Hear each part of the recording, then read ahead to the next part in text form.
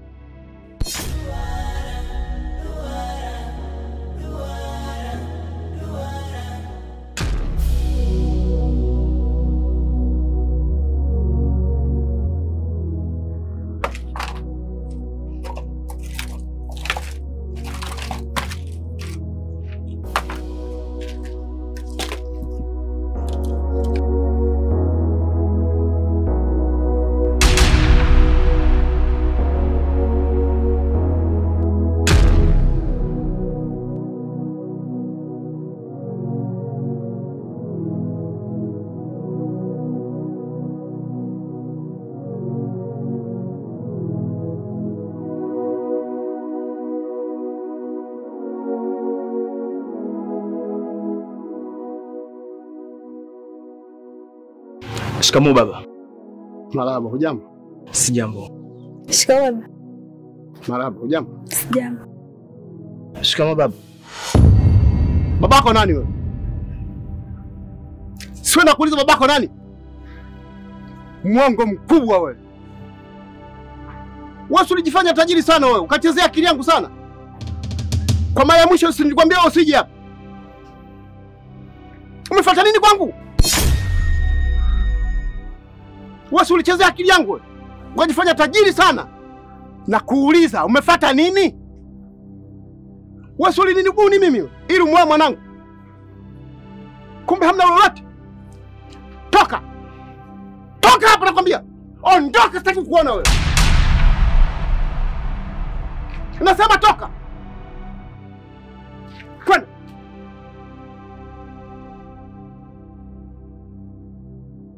Unajifanya tajiri kumbe hamna lolote. Kula unakula kwa mama yako, kulala unalala kwa dadako. Unakuja kuniongopea mimi tajiri. Vipi mzee wangu? Salama, anaendeleaje? Nashukuru. Sasa hivi kidogo haja. Haja. Twende kwa mwana.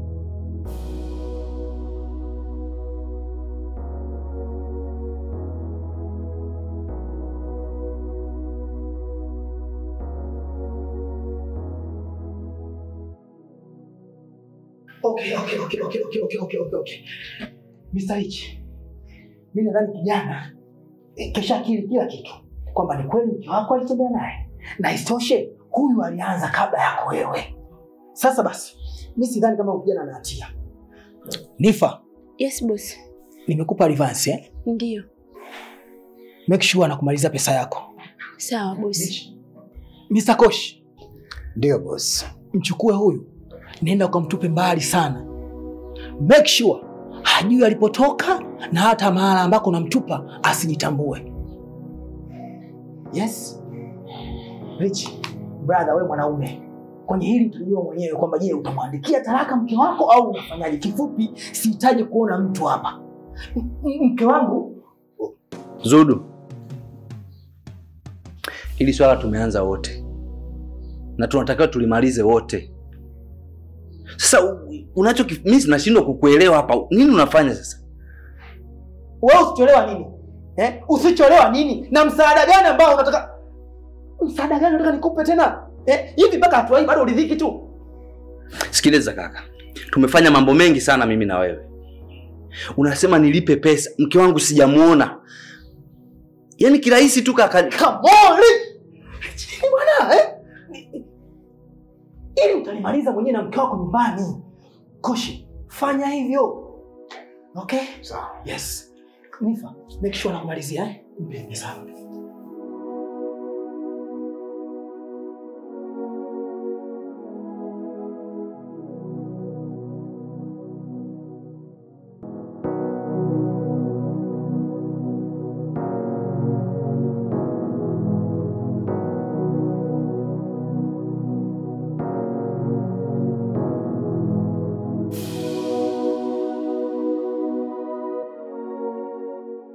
Samahani sana wazazi wangu. Najua mimi ni mdogo sana kiumri kwenu, lakini kimaarifa mkubwa sana. Hivi mjomba, wasanii wa kukosea walipoimba mapenzi hisia, lakini kwako imekuwa tofauti, na sikutegemea kabisa kwamba binamu yangu angefikia hatua hii. Hivi kukosekana maziwa, naamini binamu yangu leo asingekuwepo hapa. Tulikuwa tunasema mambo mengine kabisa. Kwenye hili mjomba umekosea sana, na umemkosea sana binamu yangu. Kwa nini mlazimishe kuolewa na mtu asiyempenda? Hata mimi hili swala limenisikitisha sana lilivyojitokeza. Mchumba anachagua mwenyewe, sio mnamchagulia nyinyi. Mchumba sio mtaka. Hayo maswala mbona ameshapitwa na wakati ya kuchaguliana wachumba? Wenyewe wamependana, waacheni.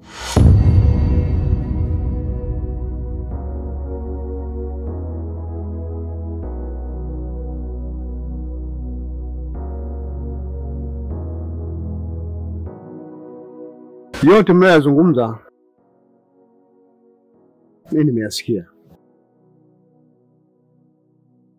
lakini mwisho wa siku niombe tu kwamba tumekosea, mtusamehe. Kama tumekosea, na mimi naomba hili swala libaki ndani ya familia,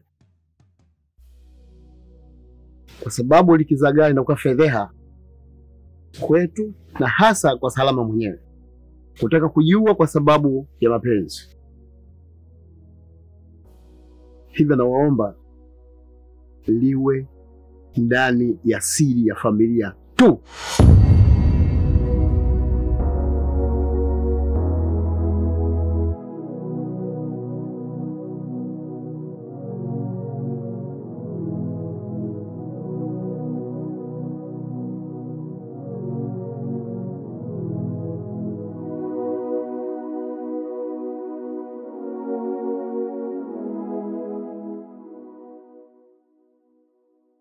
Washemeji, kama nilivyokuambia, nirudi nyumbani, nimekuta hiyo barua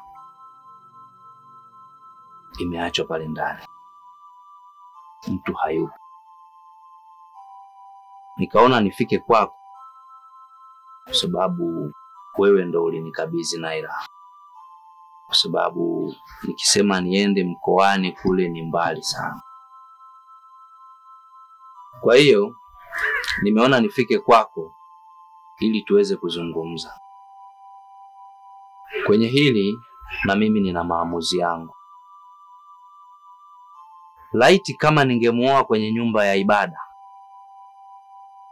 nadhani tungeishi kwenye misingi ya kumwamini Mwenyezi Mungu. Lakini tumeozeshwa katika nyumba ambazo wanaingia kila aina ya watu waovu, wenye haki, hata wasiokuwa na haki, hata wale waliotufungisha ile ndoa hawakutimia. Kwa nadhani hili pia ni sababu kubwa sana. Tumeshindwa kuishi kwenye misingi ambayo tungetakiwa tuelekezwe na watumishi wa Mungu. Kwa mimi niseme hili linatosha, Bwana Shemeji. Bwana Shemeji, mimi nimekuelewa vizuri sana, lakini naona umechukua uamuzi wa haraka sana. Ingalikuwa ili jambo linazungumzika, inafahamika fika kabisa wewe Naila umemwoa, ingalikuwepo binti mdogo sana. Kwa hiyo isitoshe, Naila ana mambo mengi sana ya kitoto. Kama tangu huko nyuma umemvumilia, inashindwaje sasa hivi? Yaani unashindwaje sasa hivi kumvumilia kwa changamoto hizi ndogo ndogo? Isitoshe, ulikuwa unanipigia simu kipindi kile kuhusiana na kesi zake nyingi sana, na yamkini nilikuwa nakuelekeza, unakaa naye, unazungumza naye, na ulikuwa unasema kweli anakutii.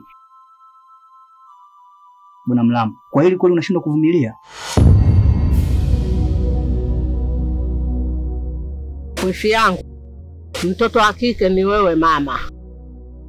Naona mtoto kisha kunywa vidonge anataka kujiua kwa sababu ya mwanamume mliomlazimisha. Yaani mfi yangu, kakako unamjua nadhani. Kakako mbishi mno. Nimemwambia mimi, mbona naona kama huyu mtu sio mzuri, lakini ni mkali kama unavyomjua. Hambo wewe aunga mgosi mwenye hela. Aunga mgosi mwenye hela. Mgosi naga mummanya. Hisia zako. Alusa jero mwamkatili wafikiri na kubali. Yaani wewe acha tu, hivi inaniuma. Kwa kweli kazi. Basi mimi nakuelewa sana. Lakini nataka nizungumze jambo moja tu. Wanasema ukisubiri maji yatuame ili uyachote, wakati yule anayeachafua yupo kwenye maji, kwa ni ujinga. Mimi niseme inatosha. Kwa hapa tulipofikia panatosha. Nitafanya utaratibu wa kupata mwanasheria ili niweze kumpa talaka. Shemeji, mimi sipo mbali sana na mume wangu. Siku zote wanasema hata chai inahitaji viungo. Na hizo changamoto ndio viungo vya mapenzi yenu. Sasa, kwa nini usimvumilie mwenzio? Ameteleza tu. Mbona hili swala sio kubwa sana? Usiwahi kufanya maamuzi. Naelewa sana unachokizungumza shemeji yangu. Lakini kuna jambo lazima ulielewe. Wahenga wanasema kuficha kichwa ile hali mwili uko nje huwa ni ujinga. Mimi niseme kwa hapa inatosha.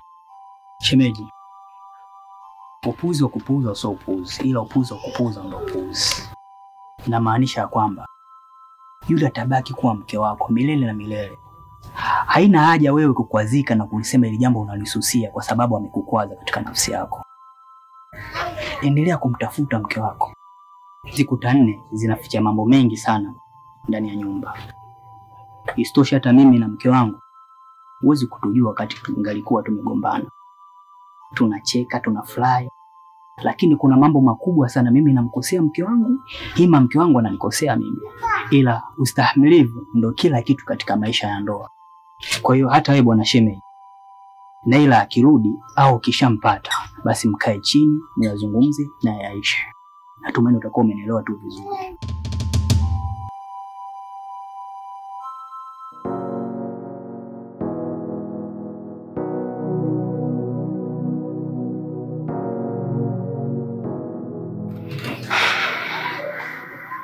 PD4. Nimekuita hapa na mazungumzo muhimu sana na wewe. Na kwenye hayo mazungumzo yetu natakiwa niwe mimi, wewe na mume wangu. Doli, mbona unanichanganya? Na kwa nini katika hayo mazungumzo iwe mimi, wewe na mume wako? Kuna kitu gani? PD4. Najua kuna siri nzito sana ambayo ungetamani kuijua ukweli wake. Doli, mbona unanichanganya? Mimi najua kama ulishakutekwa PD4.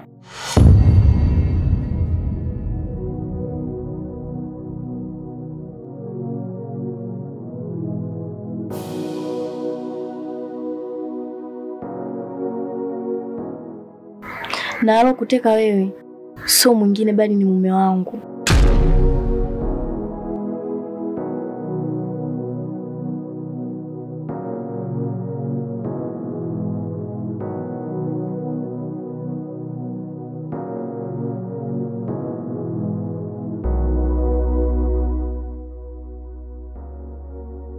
Alikuteka kwa sababu alikuwa anahisi kwamba mimi natoka na wewe. Lakini hata hivyo,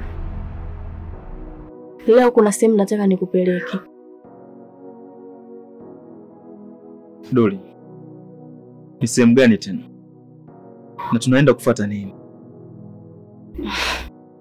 Huo ndo shaka.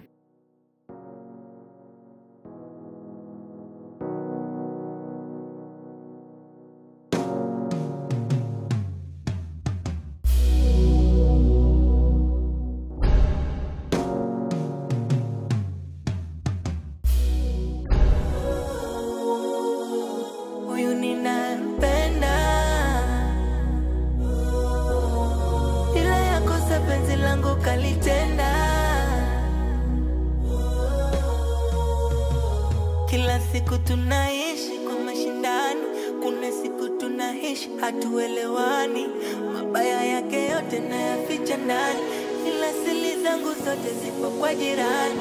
Ila yote tisa kukosa kosa ya msamani, ombe mimi yote nilofanya kwake yeye, lakini ana shukurani.